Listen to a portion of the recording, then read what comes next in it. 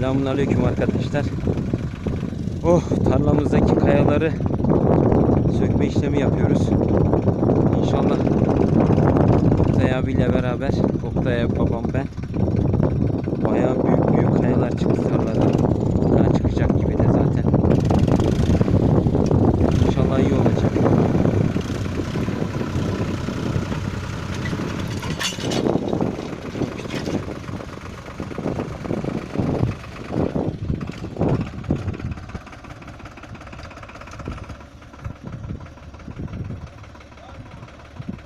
Var. Şuraya bir daha gir Oktay abi. Vallahi tarlada çok kayalar var. Tarla adam olacak ama biz de herhalde felekten düşeceğiz.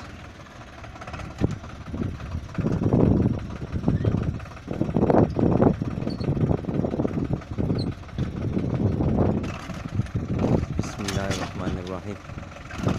Evet, kaya zorluyor. Neyse arkadaşlar, bu video şimdilik bu kadar. Daha sonra inşallah paylaşımlara devam ederiz. Kalın sağlıcakla.